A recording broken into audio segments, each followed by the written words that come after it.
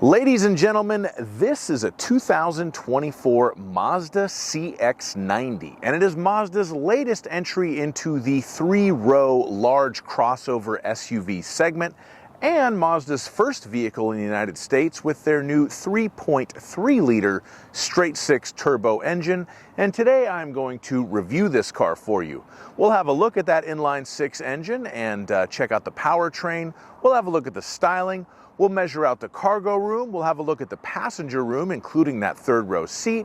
We'll go over the features on this particular CX-90, and we will look at the safety features. And as always, if some of that sounds good and some of it sounds bad, check the description below for timestamps. So we will start off at the front, looking under the hood at Mazda's beautiful new straight-six engine, although when you first pop the hood, you're just presented with this giant block of plastic. You do have 6 little kind of bars on it to show that it is a straight six, but we can unlock this and remove it pretty easily if you want to actually see the engine. And what you are looking at is a 3.3-liter inline six. Mazda calls this their E-Sky Active powertrain. It is a mild hybrid engine. So the engine itself makes 280 horsepower and 332 torque. That's really not very much out of a 3.3-liter turbocharged straight six. We also have a small electric motor that gives us 11 kilowatts and a 16.6 horsepower and 113 torque boost, and it is powered by a small 0.33 kilowatt battery. The hybrid system is really meant to just aid the gasoline engine. That's why they call it a mild hybrid system. It does give very good fuel economy. We have an 8-speed automatic transmission as standard, which is rated 24 miles per gallon in the city and 28 on the highway. And I will say that I did my highway fuel economy test on this car last night, and it handily beat that number. So I am very impressed with the efficiency on this engine, although the power output leaves a little bit to be desired, but hey, you're trading a little bit of power for a little bit more fuel economy. I think it's a fair trade-off. Now we will move on to the styling on this CX-90, and modern Mazdas have this sort of flowing, sculpted metal look to them that can make them look sort of very handsome and stylish. Although this CX-90 sort of doesn't. It is very plain, slab-sided, bull-nosed. There's really nothing to make it stand out or look particularly good in the segment. It's not a bad-looking car, but compared to the more expressive styling of certain Mazdas that I've driven recently, it certainly disappoints on the styling front. The front end in particular, I feel like the headlights are too small. Somehow just the way that the car cuts off so abruptly in the front reminds me of like a pug dog, I think, which at the risk of infuriating pug owners, I don't consider to be the most handsome dogs in the world. So yeah, the styling doesn't really do a whole lot for me. Obviously, beauty is in the eye of the beholder. So if you like it, good for you. But I would give it relatively low marks in this category. All right, now we are going to measure out the cargo room. So we will open our power lift gate, get out the laser tape measure, and do just that. The length of the rear cargo area from the back of the cargo area to the bottom of the third row seat with the third row in place is 1 foot and 8 inches. The width at the rear of the cargo area at its absolute widest point to here is 4 feet and 1 inch. And we do have a 12-volt power outlet right there, it should be noted. The length of the rear cargo area with the third row seat folded down is about 4 feet, and I say about because it does kind of matter. Those second row seats are adjustable, so it depends on where you have those positioned, but you do have a good 4 feet of cargo length there. The width of the cargo area at its narrower point, when you have the third row seat folded down, 3 feet and 7 inches.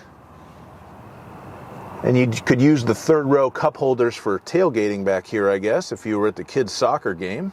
The height of the rear cargo area, specifically when you have the third row seat folded flat, 2 feet and 6 inches. The length of the cargo area with the third and the second row seat folded down is about 6 feet and 6 inches. Again, that's the measurement to the back of that front seat, so it does kind of matter where you have that set.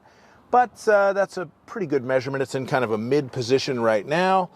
And as we can see, we have a pretty flat load floor. This carpet's actually kind of sticking up right here. It's not like 100% flat, but it is a very good, very usable cargo area if you fold down all the seats in the CX-90.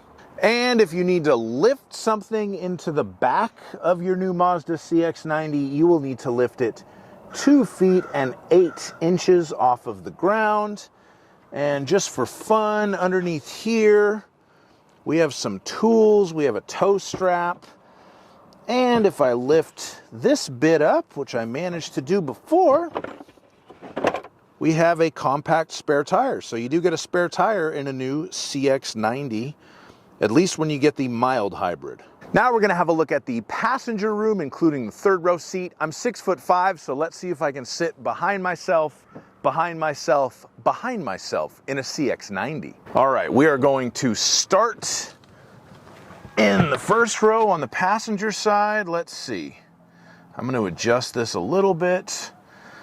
I have enough headroom, I have enough leg room. Wasn't real generous with myself, but I could fit. Now we are going to move into the second row.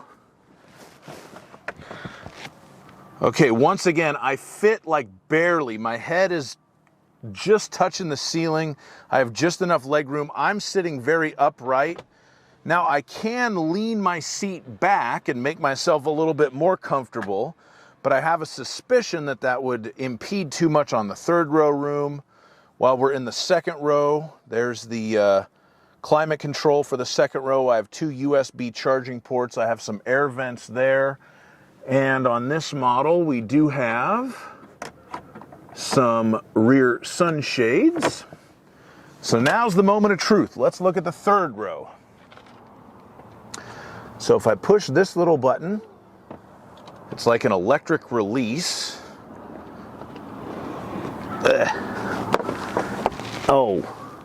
Oh, that's hilarious. They think 3 people could fit back here? Oh.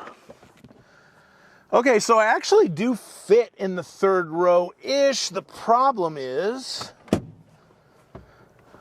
yeah, I do fit back here if it's some really small person in front of me, because the way that I have the second row seat set, there's very little leg room left there.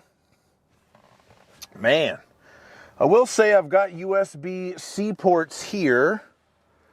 Woo! And I have some air vents. They're in kind of a weird spot. But there are air vents and 2 USB-C ports in the third row seat. And if your kids aren't that tall, well, they'll probably be okay back here. Now we're going to start talking about the interior convenience features, and I have the window sticker for this particular car in my hand. This is a 2024 Mazda CX-90 Preferred Plus model in rhodium white. The total MSRP on this vehicle is $47,870. And I'm going to start by talking about what you don't get for $47,870. There is no panoramic moonroof. There is no factory navigation included, although it can be added if you put a chip in the car. You have no premium audio system. You have no surround view cameras or parking sensors. You have no ambient lighting on the interior of the vehicle at night. You have no cooled seats in the front. You do not even get an auto-dimming rear view mirror. You get a flippy tab rear view mirror for $47,870. Mazda, have you lost your minds? With the negative bits out of the way, we can talk about a little bit of the positive. Wireless Apple CarPlay and Android Auto is included, although it's somewhat finicky. And you have to use the little Mazda rotary dial to access it. It does not have a touchscreen. Manufacturers, we need to just go pure touchscreen. Let's make a pact. Let's move on. 2025, only touchscreens. We got to get rid of the dials. We got to get rid of the touch pads. Let's just go with touchscreens because it works better. Not that Mazda's system's bad, but a touchscreen would be better. That's all I'm saying. You do get rain sensing windshield wipers, which is a premium feature that I like. It is genuine leather seating with contrasted stitching in the first and the second row. Part of the Preferred Plus package, you do get what Mazda calls the active driving display. That's a very nice heads-up display that gives you information of what the safety systems are doing, how fast you're going. It tells you when there's a car in your blind spot. And if you have your wireless Apple CarPlay hooked up and you have directions set, it will show you your directions as well. And you get a pretty sweet seatbelt monitor that tells you if your backseat passengers in the second and third row have their seatbelts fastened. I guess it's something. You still have to hit the little tab to dim the rearview mirror at night, and that really does stick in my craw at a car of this price point. Now we'll move on to the safety features, and it is pretty well equipped in that regard. We do have blind spot monitors with vehicle exit warning and rear cross traffic alert.